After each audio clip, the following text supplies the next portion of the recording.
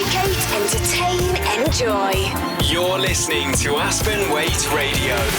So this is Monday, August the 20th, and we're on to our live interview section. And today I'm very proud to be joined by Jacinta George, Managing Director, or Chief Executive, should I say, of Reading Scientific Services, or RSSL, and Christine, who is Head of Marketing. Christine, is that right? Coordinator. Coordinator of Marketing. I've got a confession to make. So I actually had recurring dreams on Saturday about this interview today. It'd be wrong to say that they were nightmares, but yeah, it was actually quite preoccupying me, and I think I'm quite an OCD person, and I've got very used to sort of talking to one person and sort of saying, like, where did it start and all that, you know. So having two of you has sort of thrown me a bit, and it also requires some degree of mental dexterity. So we'll see how we get on. So how are you both this morning? Great, very well, thank you. Thank you for having us. There. Yeah. Yes. Again. So Reading Scientific Services Ltd are sort of virtual friends of mine, so to speak. In the Thames Valley Business Awards, you've won multiple awards there. What did you win this year? We got Employer of the Year and Business of the Year. Well, this year. Yes. Yeah, that's and I think you won Business of the Year last year, didn't you, as well? Yes, I can chip in, Paul. Sorry, I think Christine might have we may be causing you some feedback. I do apologise while Christine looks after the technical side. Yes, we have been extremely fortunate and very proud of the organisation that we have. And last year we also won, actually nothing at all happened very much. That was 2020, the year of COVID. It was the year before we won Thames Valley Business of the Year, which we were very pleased to have done. But I think your awards this year had up to about 3,000 nominations, I think. Would that be correct? You had a lot. It felt colossal. Yeah, I can't remember. Obviously, I fortunately for me, I don't have to do anything other than present them. So I see. I felt we were within really tough competition, and certainly the night of the awards themselves, we were in the foyer listening to other people who had talked about their businesses during last year and the difficulties in that, and it was very humbling listening to it. So I said to Christine, we have not got a chance. Let's just go and listen anyway, and it'll be great to see what good looks like. So we were quite overwhelmed, really. Thank you very much. No, I would have thought, so I'm just saying this because I say one of my assistants, Tina Fincham, who basically heads up our relationship with Great British Expos, she literally looked at every single entry. So, she spent hundreds of hours on this. I would have thought that your company was the most corporate of all the entries. Maybe the most obvious. I don't mean that in a nasty way, quite a sizable company. I was looking at your 2019 accounts, 345 staff. Thing that impressed me is you've got to have the highest average pay per person I've ever calculated in a set of accounts. Works out as over £40,000 a person. Right. Well, this comes from being a good accountant, isn't it? You look at these things. You're absolutely right. The average individual who comes into our organisation will be degree trained in one of the science subjects, and even in those services that help the organisation, whether it's in IT or finance, of course, we need to pay for top-notch professionals. So it is reflective of the calibre of the people that we're looking for, and often people that we have recruited from far-flung shores. We've about 23 different nationalities in the country. Really? Here. So, often as we're bringing people in, we're looking for very specialist skills. And so that often comes with a premium as well. And living in Berkshire itself comes with a little premium, I believe, versus other parts of the country. So rent and things like that have to be affordable. Yes. I think it'd be quite useful. You obviously, as your accent suggests, you were born in Ireland. Where exactly were you born? Oh, well done. Yes, I'm from Wexford in Southern Ireland, south of Dublin. Sorry, West? It's called Wexford. It's Oh, called Wexford. Yeah, of course. Yeah. on the southeast of Ireland. So what was it like growing up in Ireland? Oh, very beautiful. We lived by the sea and the mountains, good education, good focus on having a career. So from an early age, I have to say I had some excellent teachers in maths and chemistry, and that in many ways was what prompted me to follow a career in science. And at one point I remember entering a competition for Scientist of the Year in Dublin. So that was, really? yes. So you meet all the great brains around the country, and so it was only probably a matter of time before I chose a career in the sciences. So how far did your maths? Did you get A-level maths or sorry, what the equivalent in Ireland? Sorry, I'm not quite sure what it is. It's called a leaving certificate. So yes, I did. I wasn't expecting this depth of questions, Paul. Thank you. Right, yes, I did maths, physics, and chemistry at what's called the leaving certificate level in Ireland. No, I'm very interested in how people started their journey to become. Sure. Because obviously, you probably are quite a humble person, I would imagine. You're quite a serious character. You're on the board of the Royal Society of Chemistry, which is no mean feat.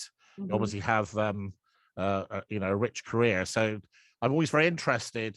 For instance, I don't know if you've ever listened to my show, my Expo show on a Friday, but I, for instance, was told by my teachers to be a chartered. Very good. I was told by my teachers to that I should become a chartered accountant when I was only 10 years old, and so I literally did what I was told, and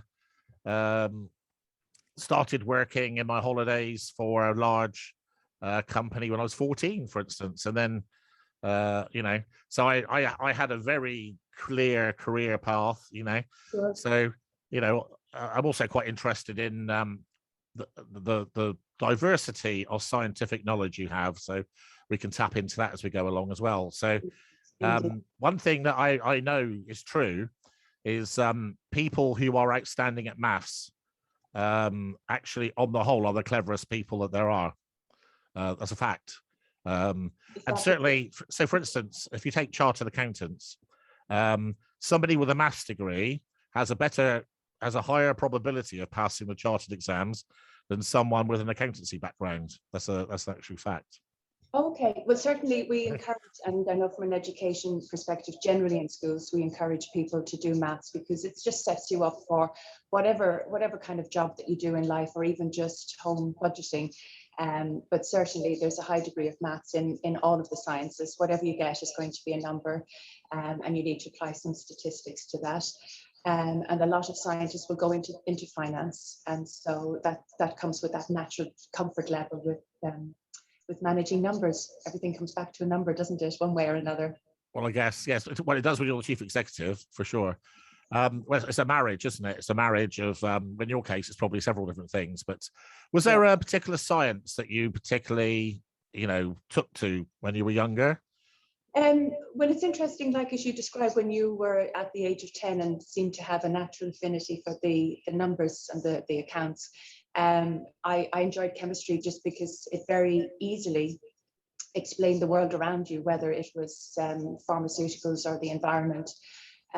Or naturally then where I moved to more into food science, the first job that I got was more focused on flavor chemistry. So that was really like flavors and fragrances, very, very similar, helps explain how things smell and taste the way that they do, and how you can improve the flavor of things or how you can mask the flavors. So sometimes if you get maybe like a throat lozenge or something that you taste that isn't great, you need to apply some sweeteners and clever flavors to make it palatable enough to swallow, but not to take too much of it, of course. So we did a lot of work on various products, from whiskies to perfumes. What's not to like having a job like that where you can come in and taste different products, try various products, and then put them through very sophisticated machines where you can actually separate out every single component and sniff them if you need to.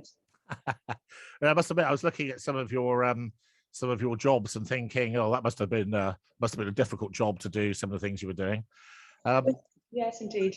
That's quite interesting, actually. One of my colleagues now, who started out as an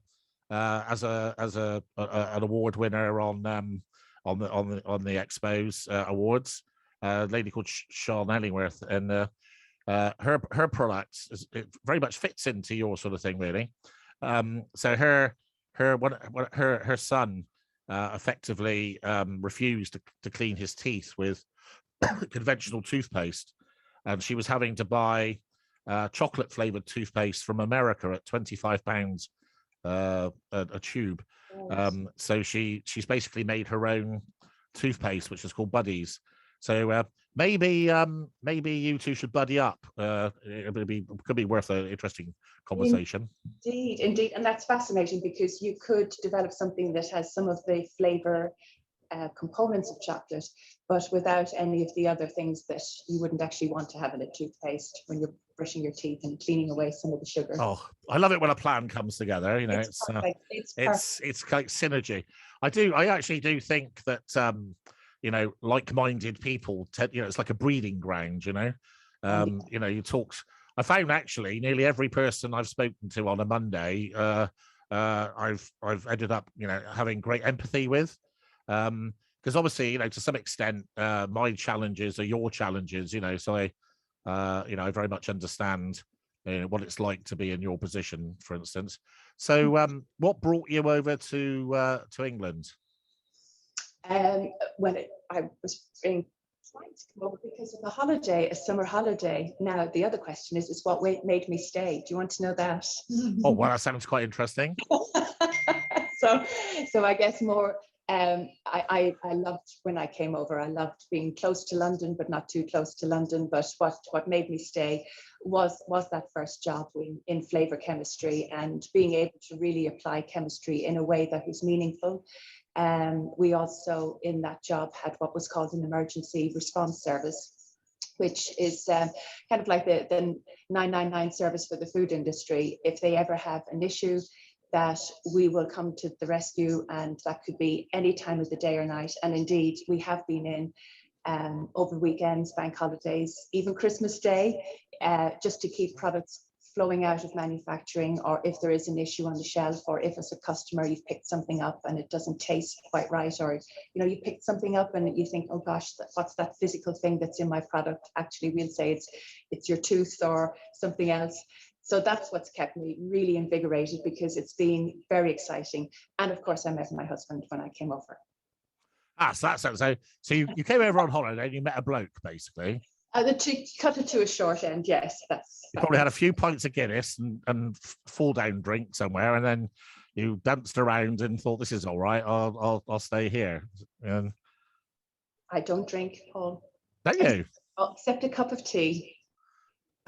Are you telling me the truth now? I'm telling you the real truth, yes. Oh, that's very good. A real life Mrs. Doyle. So there we are. Yes. But I have to say, I absolutely love Father Ted. So it's just brilliant. Indeed. There are lots of houses where it's obligatory to have a cup of tea before you do anything else. So where are we? So I think that's a good. So again, so interestingly today, so I don't know who picked these, Christine. So you've actually picked 3 songs which you think sort of represent Reading Scientific Services.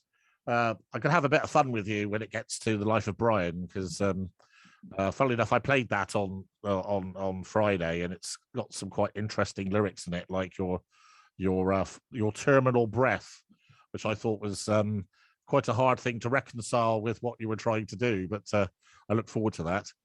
So why did you pick Gloria Gaynor? So yes, I Will Survive has quite fond memories for us at RSSL. We actually put together a video featuring all our some of our lab staff and a lot of our guys that are now working from home, obviously due to the pandemic. and it was lip synced, so every person had a line, and it featured pets, chocolate, toilet rolls, of course. And we did this to kind of boost morale, connect employees with people they may not have seen for a little while, and just to get the message across that we're all here for one another. We will get through this as a family, and you know, there are better times ahead, and we're going to find them. Oh, I like that. That's very inspiring. So I've always regarded this song as a great female anthem, you know, and I'm all for spirited independent women. So let's get on and survive with Gloria Gaynor. This is Full Weight on Aspen Waite Radio. That was Gloria Gaynor, and this is the Aspen Waite Radio Breakfast Show, joined today by Jacinta and Christine from Reading Scientific Services. So one of the things I really enjoyed, it's one of the things I always like to do when I have my guests, is obviously do some homework, which seems polite. I guess one of the things, I'm not sure if surprised is the right word, but I probably didn't expect Reading Scientific Services to be such a sophisticated, diverse company. So that was and I think maybe the one single fact, other than you being on the board of the Royal Society of Chemistry, which of course impressed me greatly, Jacinta, was the fact that the company actually was formed out of Cadbury Schweppes. Oh, yes. So I'm quite interested on the history of that. Indeed, yes. So the site here was originally set up as a support research site for Cadbury. So the origins go back to researching both chocolate and what was called Cadbury Schweppes at the time, if anyone remembers that entity. I do, yeah. So I'm old. Pardon? Because I'm old. Well, some people Can you tell? Yeah. Sorry. How over the years companies change. And so what happened by virtue of us being Cadbury Schweppes was that you had a lot of brilliant scientists who understood how chocolate worked and how different drinks worked from various natural sources, and natural as opposed to where you take artificial components. Natural always is more complex from a scientific and investigation point of view. So it meant when we then, from out of that bedrock, Reading Scientific Services was set up.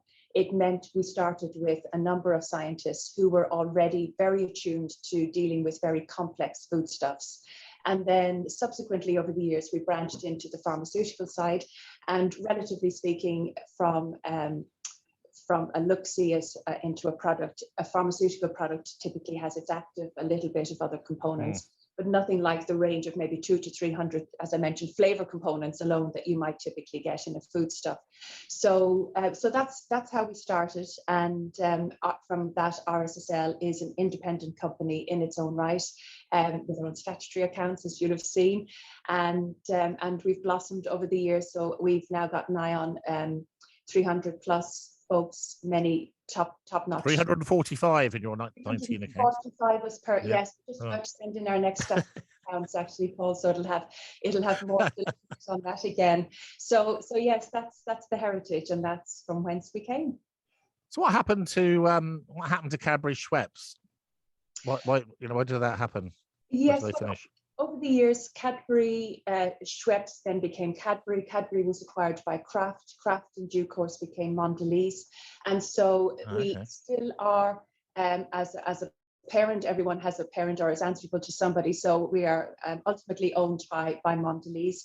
And so there still is a connection. And we still on this site offer research for our portfolio of Mondelez products as well.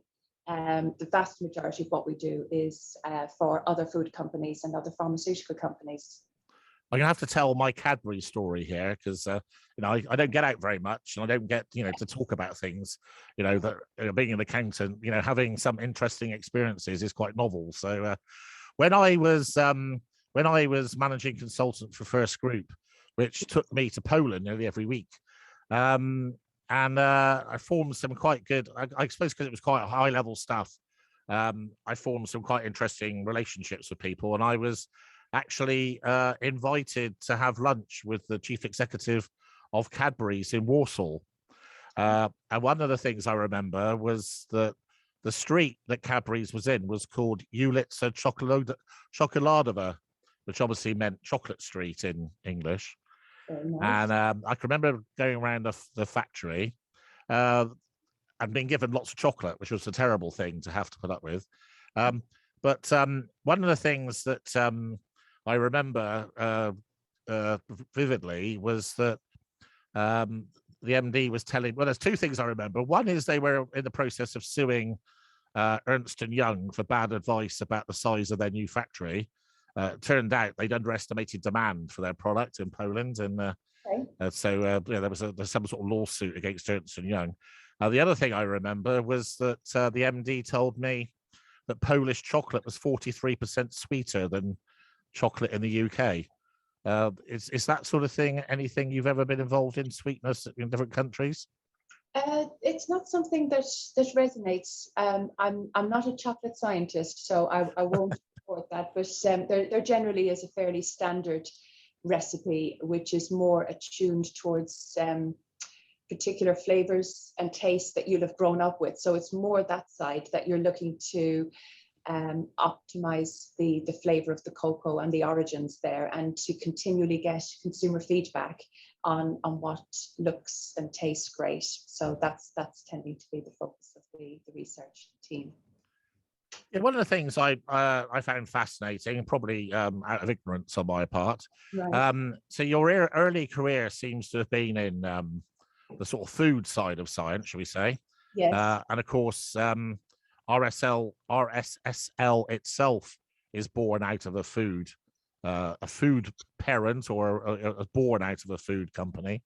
Mm-hmm. So how do you go from being an expert in food science to doing things like biopharmaceuticals, which presumably includes regulatory stuff, innovative stuff? How does that happen, or doesn't it?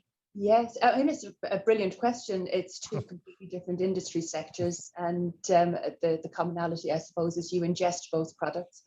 As I mentioned, I suppose, Paul, the thing about food is that it is very complex in terms of the science, and ultimately, no matter what we get, whether it's food or packaging, pallets, we ultimately are extracting the material and then looking for the particular chemicals of interest and putting it down some very sophisticated equipment.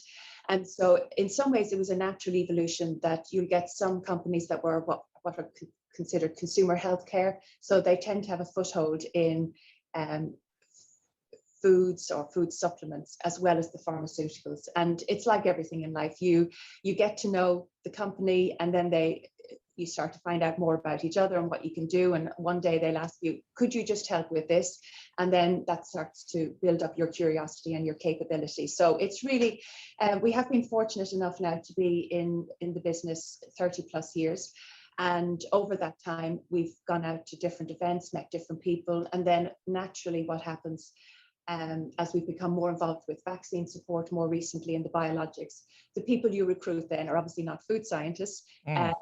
They are more from that ilk. Although, to be perfectly honest, we do have a lot of people moving over from one department to another, because like I trained in chemistry, many of my peers worked in petrochemicals, pharmaceuticals. I was probably the only one that went to food. So when you do something like chemistry, you can really apply that thought process to any sector that has any chemicals in it.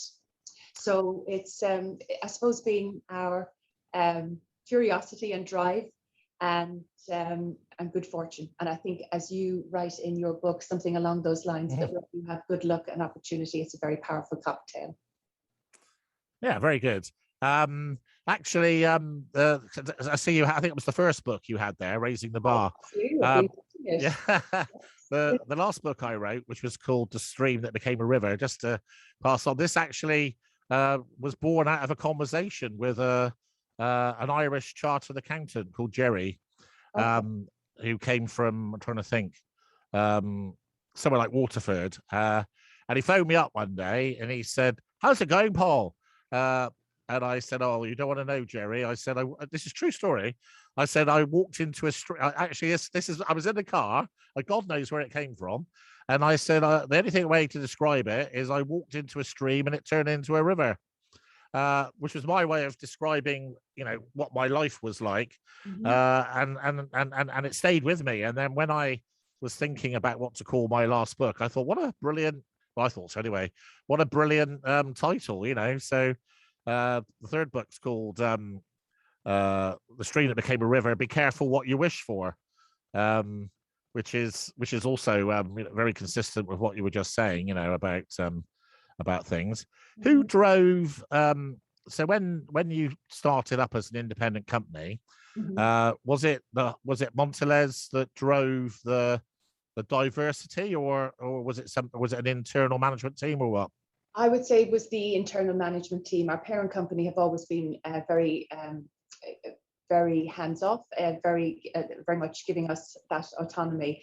It was huge credit to our chemists and leadership team at the time that they had that foresight and courage, I suppose, to delve into these areas and make the connections and give people the confidence that although, imagine at those very, very early stages, that we were predominantly seen as a food company, that we could help with challenges in a different sector.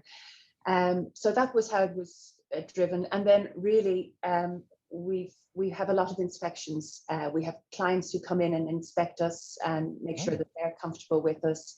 Practically every week, I would say, Christine, isn't it? Then we also will have on behalf of the pharmaceutical industry, we have the medicines agency, what's called the Medicines and Healthcare Regulatory Agency. So they will inspect us.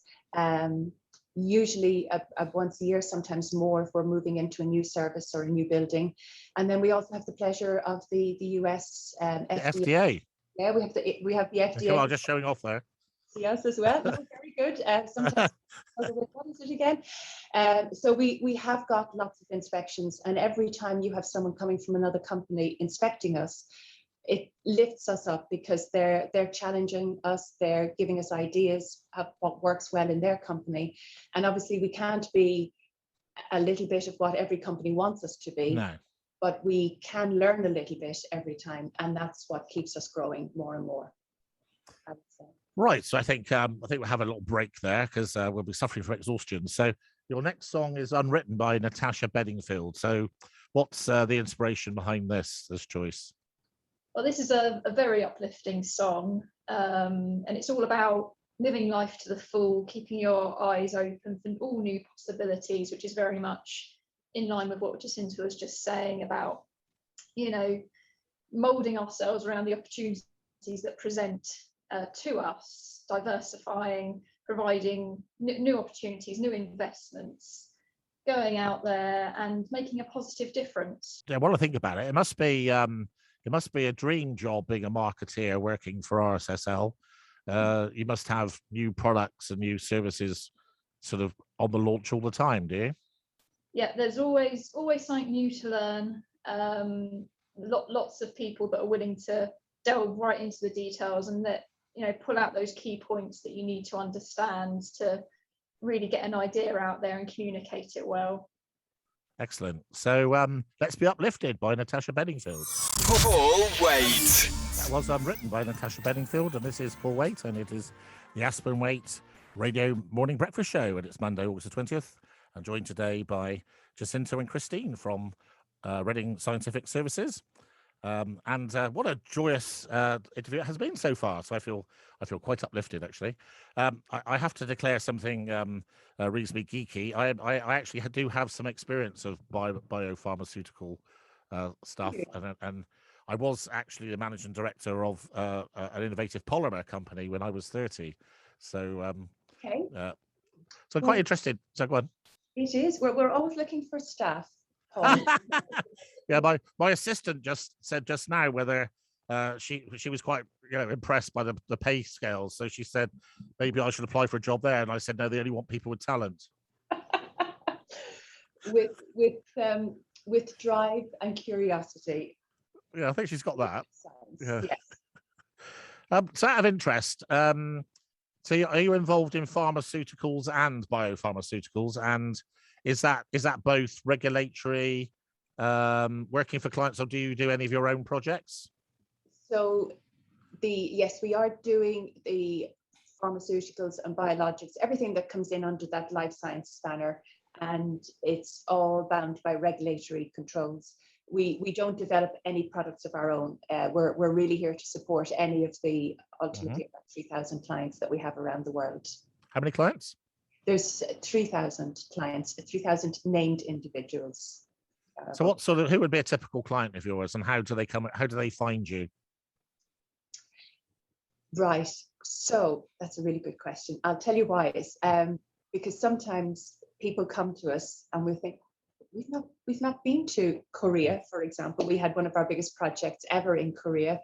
But then equally, one of our colleagues went to Russia a little while back to do some consultancy, and we haven't been on the ground in Russia either. So it just shows what a small world it's. People make connections over the internet, and we can be found. And as people move around in companies, that is often our best business development. I think you'd say that as well, Christine, wouldn't you? Yeah, we do benefit from excellent word of mouth. Yeah, people recommend us as they move around companies, and we get known, and you know, we're very lucky to have all these guys come on board with us. Do you have like an active PR and social media campaign? Of course. Did you get involved in that? Yes, yeah. So my digital colleague and I, and actually the whole marketing team, we manage our PR, we manage our social media. We're always out there looking to engage with clients, future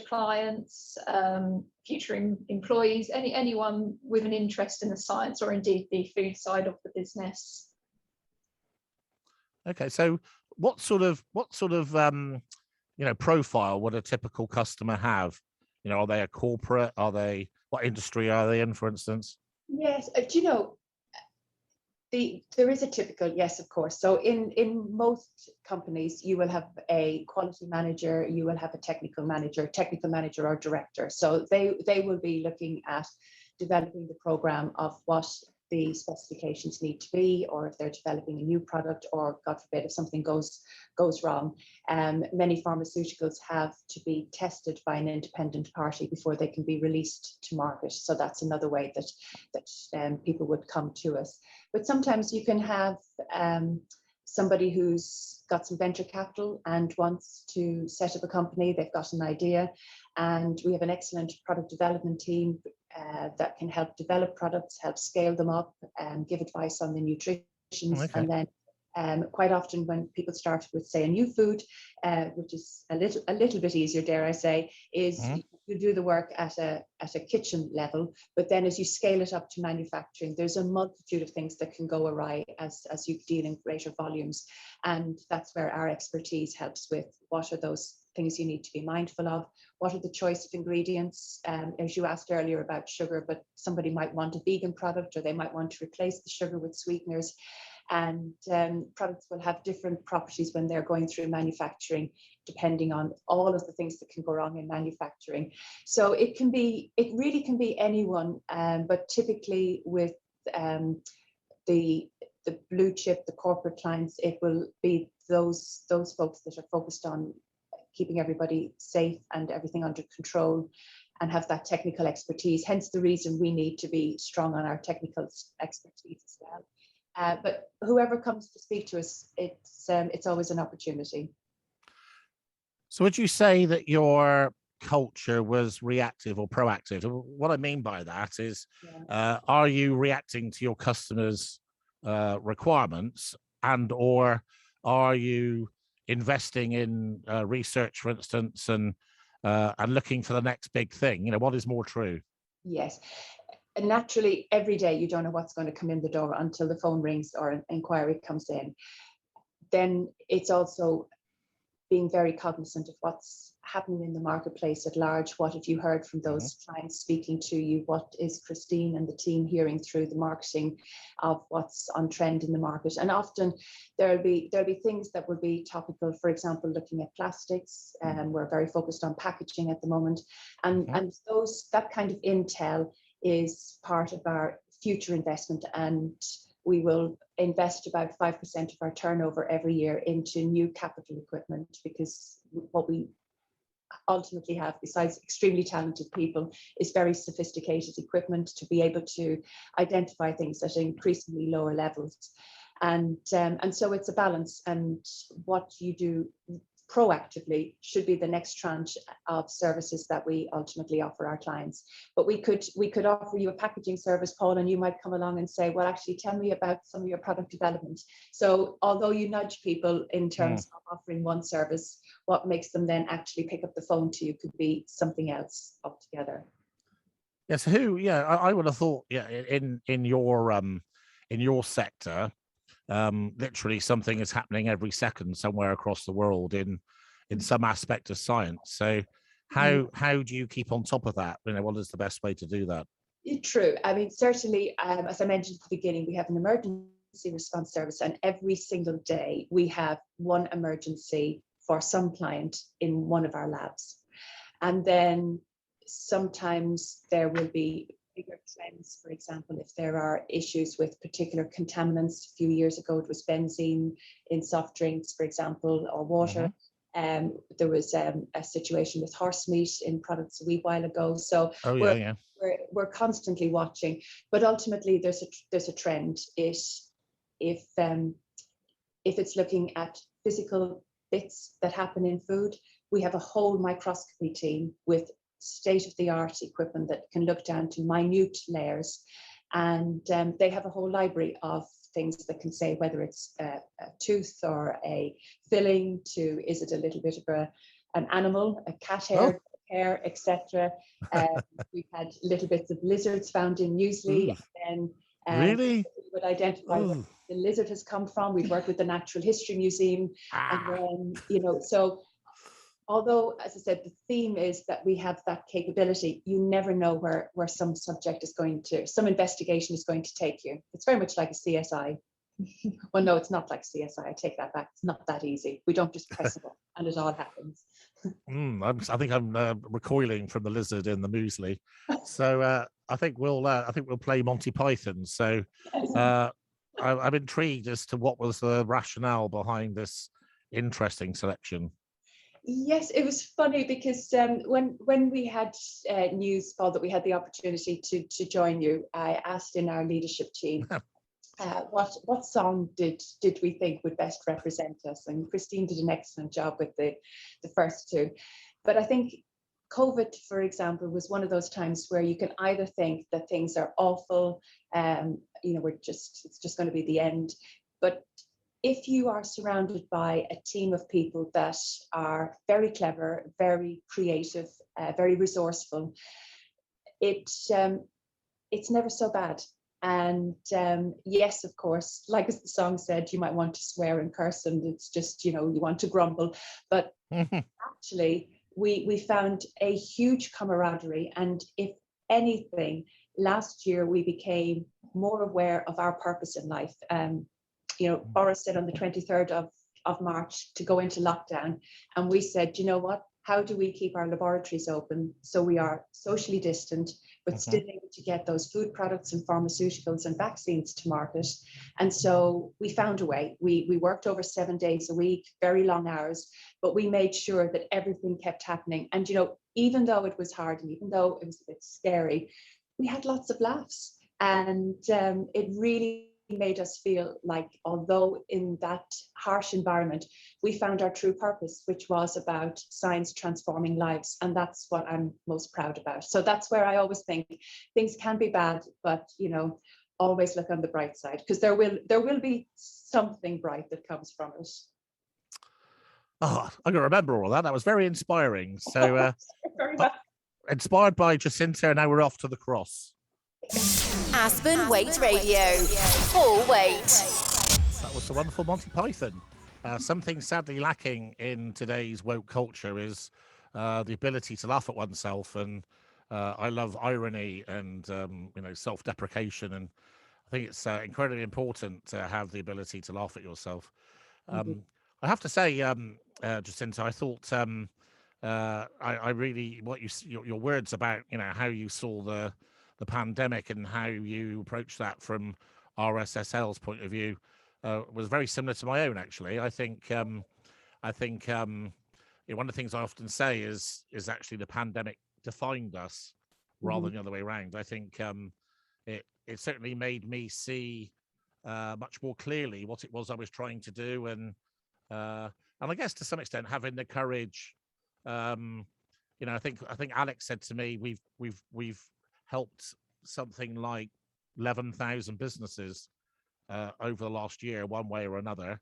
And I think probably most people in Aspen Waite would think I was crazy and dangerous. Because why would you want to go about effectively giving pro bono work?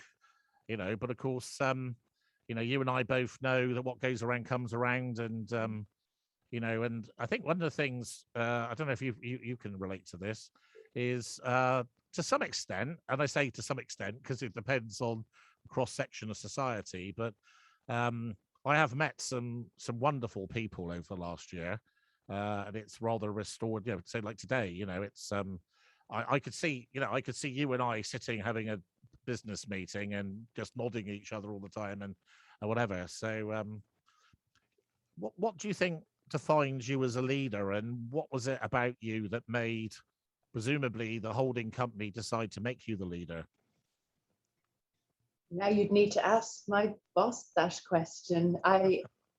Let me have a go. And first, if I may say, Paul, I think what you described as helping companies pro bono is excellent, because I think a lot of companies had to go back to their roots and figure what they were about, or they had to pivot and see what they could do with those resources in a different environment, like the gin distilleries turning into making sanitizers. So yeah, absolutely. I think it's all about adapting as well in harsh environments. What's, I suppose, been easier on the RSSL side is that I have trained in chemistry and then in business. But once upon a time, I also trained in, it's another story, but in reflexology and complementary therapies. Oh, excellent. And I do love people. And I think if you have, and I love the business and what RSSL stands for. And I think when you have such talented people as we have, as I often say to my son at the end of the day, when you work with some of the most talented people in the whole world, you can do anything. And every day is really rewarding and fulfilling. And so really, over the last few years, we have made huge strides forward. And our marketing team with Christine also isn't shy about talking about what we do within the realms of confidentiality. Yeah. So we are more proud of what we do and more proud of what we do externally now. And I think that's what makes me get up every day and makes us want to stretch further for the future as well. Our next plan for RSSL is to pitch for double sales and double profit in the next 5 years, which is a laudable goal. But it's one of those things. If you believe you can do it, you will. And I think that comes from the same bedrock of understanding the scientific world that we are in and having strong business skills throughout the organization. Why do you want to do that? Because I believe in our purpose, that what we do is extremely good, and we should be doing it for more people and for more companies around the world. That's a good answer. I don't mean to be patronising. One of the things which, and I find this myself actually.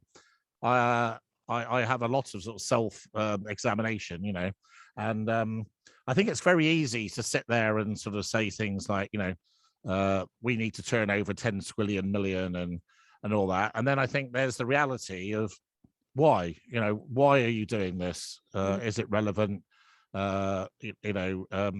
And I think often people get lost in a game, if you like.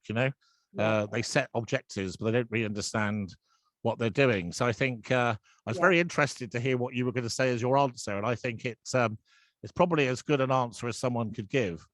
I think, as you've also said in your book, if you're very clear about your mission and what you're going to accomplish, the profit the profit comes afterwards. It's been very clear the times we've helped companies through difficult times or developed brilliant new products, the finances follow. But the reason we've gotten out of bed in the morning is because we are making a difference. Yeah, no, it's interesting. I mean, I would say if I was talking about Aspen Waite, I will say something like trust is a hard-earned thing. Therefore, if you've got people's trust and you can sell them more services, that has to be a good thing, which is sort of what you said, isn't it? It's critical, yes. Yes, in fact, one of the little pieces of feedback that we have dotted around the walls is you can trust RSSL. And that says everything.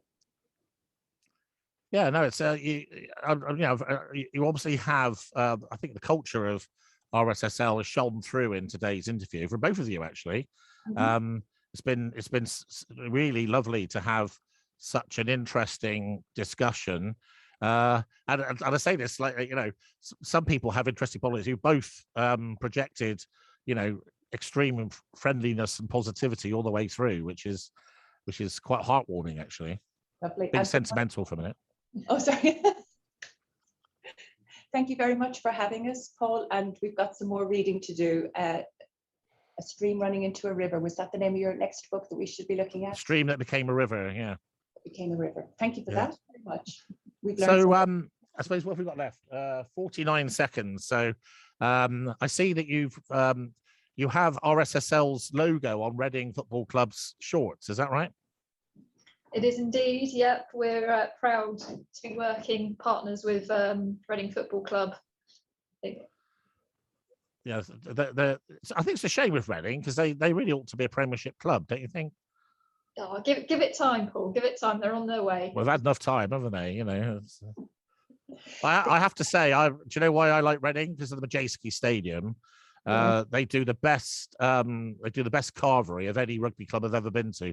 Because when London Irish played there, I used to go there to watch all the London Irish Bath games just so we could have the food. So anyway, I've been told to hurry up. So thank you both ever so much. Thanks, Jacinta. Thank you, Christine. Wonderful company, Reading Scientific Services. Don't go anywhere else. And I look forward to you achieving all of your goals. Lovely. Thank you very much. All the very best. Bye-bye now. Bye. Online, on DAB.